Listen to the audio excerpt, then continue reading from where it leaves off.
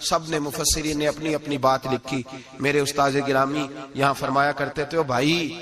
اگر تو دنیا میں اپنے بیٹے کو دھوپ میں بیٹھا دیکھے تو تیرا دل پھٹ جاتا ہے، یہ دھوپ میں کیوں بیٹھا ہے، اس کو شرک سے بچا، شرک اکبر سے بھی بچا، اصغر سے بھی بچا، خفی اور جلی دونوں قسم کے شرک سے بچا.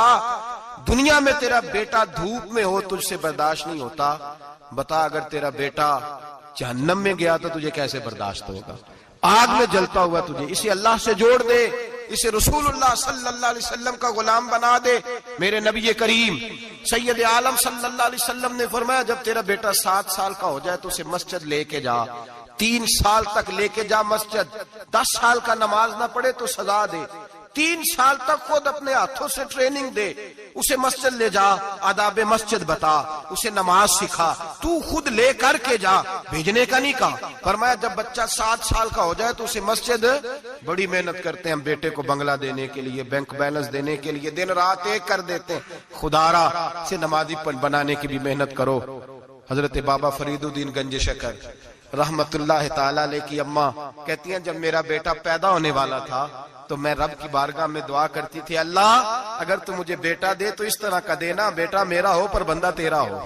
اے اللہ اگر بیٹا دینا تو اس طرح کا دینا، میرے اللہ اس طرح کی مجھے اولاد دینا کہ دودھ وہ میری چھاتی سے پیے پر شکر تیرا ادا کرے. اے اللہ اگر بیٹا دینا تو اس طرح کا دینا کہ قوت روٹی روزی وہ زمین پہ کھائے لیکن اسی زمین پر وہ تیرے دین کا سپاہی بھی بنے، وہ مجاہد فی سبیل اللہ بھی بنے. حضرت بابا صاحب کہتے ہیں مجھے شکر پسند تھی، اماں بڑے جتن کرتی ہے بیٹے کے لیے، بڑا کچھ کرتی ہے، اور بیٹے روٹی ٹائم پہ کھانا فلاں کا، کہتے ہیں مجھے شکر پسند تھی. میری اماں سردیوں کے ٹھنڈے موسم میں اٹھ کے میرے لیے پانی بھی گرم کرتی، مسلح بھی بچھاتی، اور پھر ایک پڑیا شکر کی بنا کے میرے مسلح کے نیچے بھی رکھتی، کہتی بیٹا نماز پڑھے تو اللہ شکر دیتا ہے. آپ فرماتے ہیں میں روز نماز کی 5 نمازوں کے وقت مسلح اٹھاتا تو پڑیا شکر کی ملتی. سکول اور مدرسے کے میں اپنے کلاس فیلوں کو بھی کہتا نماز پڑھو بڑی پیاری شکر ملتی ہے، کہتے ہیں میں روز شکر کھاتا. ایک سویرے فجر کی نماز میں اماں نے وضو تو کرایا، مسلح بھی بچھایا، پر دیہات کی وہ سادی بی بی جس کا سارا کام بھی خلوص پہ مبنی تھا، جو آکسفورڈ سے پڑھی ہوئی تو نہیں تھی لیکن آداب ممتا اسے سارے آتے تھے، جو کسی یونیورسٹی کی سند یافتہ تو نہیں تھی لیکن بیٹے کے ساتھ کس طرح کا رویہ اختیار کرنا یہ سارا اسے پتا تھا. کہتے ہیں سادی اماں نے سارے کام کیے لیکن شکر رکھنا بھول گئی. بابا صاحب کہتے ہیں میں نماز پڑھنے لگا تو ماں نے یہ بھی بتایا تھا کہ نمازی کے آگے سے نہیں گزرتے، نمازی کے آگے نہیں ہوتے. اب اماں کہتی ہے میں مجبور ہوں، درس بھی میں نے دیا ہے، بھول گئی ہوں، اب شکر رکھنے جاؤں گی تو پردہ کھل جائے گا. ایک کونے میں لگ کے ماں روئی، بیٹے کی شفا کے لیے نہیں، بیٹے کی نوکری کے لیے نہیں، بیٹے کے اچھے مستقبل کے لیے نہیں، ماں روئی، آنسو بہے تو کہتی کیا ہے، اے اللہ میں اسے اپنے آگے جھکانے کو جتن تھوڑی کرتی تھی، تیرا بنانے کا جتن کرتی تھی. اے اللہ مہربانی فرما میری پردے داری کر، اگر راز کھل گیا تو میرا فرید نماز نہ چھوڑ جائے. بابا صاحب کہتے اماں تڑپتی رہی اور میں نے نماز پڑھ کے مسلح اٹھایا، پہلے پڑیا ہوتی تھی اب تو پورا دریا شکر کا بہ رہا ہے. فرماتے ہیں میں نے وہ اٹھائی شکر کھائی اور میں نے چیخ کے کہا اماں جلدی آ، آج بڑی لذیذ ہے، آج شکر کوئی انوکھی ہے، اور آج تو کمال شکر دی ہے میرے اللہ نے، ایک پڑیا کی جگہ پورا دریا بہ رہا ہے. بابا صاحب رحمت اللہ علیہ فرماتے ہیں میری اماں آئی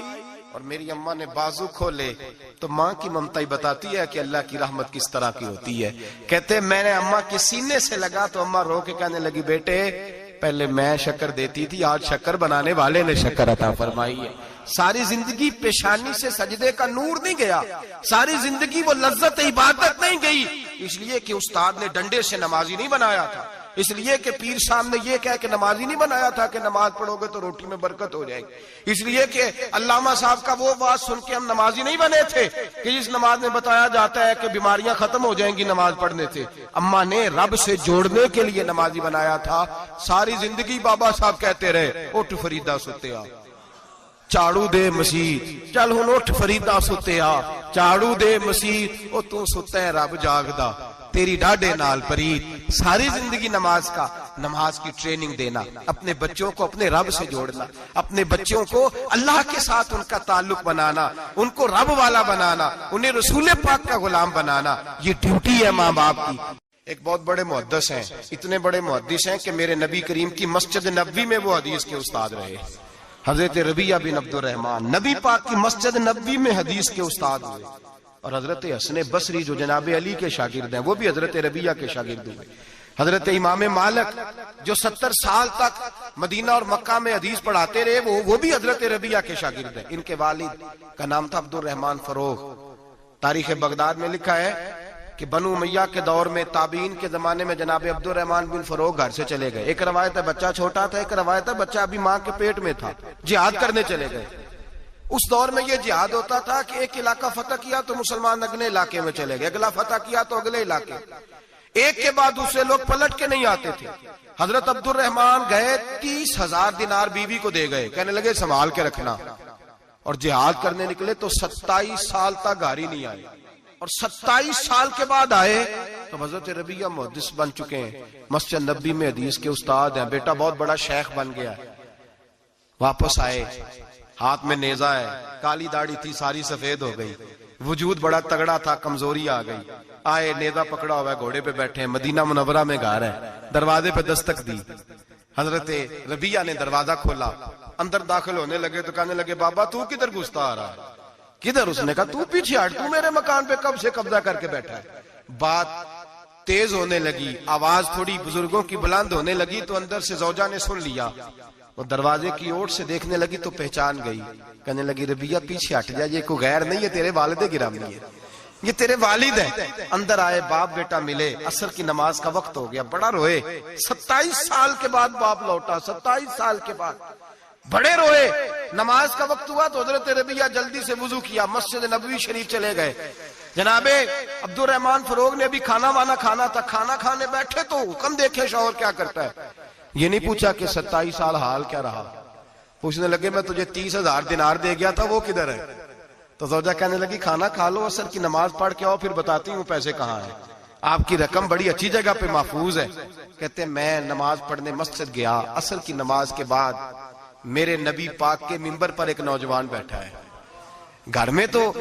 ان کا انداز ٹوپی پہننے کا تھا نا، سادے عام لباس میں، مسجد نبی میں جبہ پہنا ہے، سر پہ امامہ ہے، خوبصورت لب و لہجے میں رسول اللہ کے منبر پر بیٹھ کر، نبی پاک کے منبر پر بیٹھ کر، پتہ نہیں آپ کو اس بات کی لذت نصیب ہو رہی ہے کہ نہیں، عام جگہ نہیں، نبی پاک کے حضور کے منبر پر بیٹھ کر نبی پاک کی حدیثیں سنا رہے ہیں، اتنا بڑا مقدر۔ کہتے حضرت امام مالک جیسے لوگ، خواجہ حسن بصری جیسے لوگ کاغذ قلم لے کے حدیثوں کی سماعت کر رہے ہیں، ان سے درس لے رہے ہیں۔ جناب عبد الرحمن کہتے ہیں میری نظر اٹھی، کچھ بوڑھا ہو گیا تھا، کچھ اس وقت وہ ٹوپی میں سادے لباس میں تھے، پہچان نہ پایا، ایک شخص سے پوچھا یار ہے تو جوان پر اس کے چہرے کی نورانیت میرے دل کو بھا گئی ہے تو جوان پر اس کا حدیثیں بیان کرنے کا انداز میری طبیعت کو گھائل کر گیا، یہ کون ہے جو نبی پاک کی مسجد میں بیٹھ کے حدیثیں بیان کر رہا ہے؟ تو کہتے امام مالک کہنے لگے بابا جی چپ کر جاؤ، ہمارے استاد کے بارے میں اونچے لب و لہجے میں بات نہ کرنا، دیکھتے نہیں کتنے کتنے لوگ بیٹھے ہوئے خاموشی سے۔ تو میں نے کہا مجھے بھی تو بتا دو نا ہے کون؟ تو کہنے لگے کوئی عبد الرحمن فروغ نام کے بزرگ ہیں، یہ ان کے بیٹے ہیں، ربیعہ نام ہے۔ کہتے ہیں جب لفظ کہے تو میرے آنسو چھلک کے باہر آئے اور میں حضور کی مسجد میں گر گیا اور رونے لگا کہ یہاں اور میرے رسول پاک سید عالم صلی اللہ علیہ وسلم کے منبر پر اور میرا بیٹا۔ کہتے ہیں میں تڑپ کے گھر گیا اور گھر جا کے میں نے اپنی بیوی کو جب دیکھا تو میرے آنسو نکل گئے، میری بیوی سمجھ گئی کہ یہ میرے محدث بیٹے کو دیکھ آیا ہے۔ کہتے ہیں بیوی رو کے کہنے لگی میں نے آپ کے 30,000 دینار آپ کے بیٹے کو مصطفیٰ کریم کی حدیث کا استاد بنانے میں خرچ کر دیے، میں نے وہ 30,000 دینار خرچ کر دیے، 30,000 دینار آپ کا بیٹا میں نے۔ تو کہتے ہیں میں اپنی بیوی کی طرف دیکھنے لگا، میں نے کہا قربان جاؤں، میں اگر اللہ کے دین کے رستے میں تھا تو نے میرے ساتھ نیکی کی ہے، میرا بیٹا بھی دین کے رستے پہ لگا دیا۔ میرے بھائی اللہ سے جوڑا، اللہ سے جوڑا ان لوگوں نے اپنی اولاد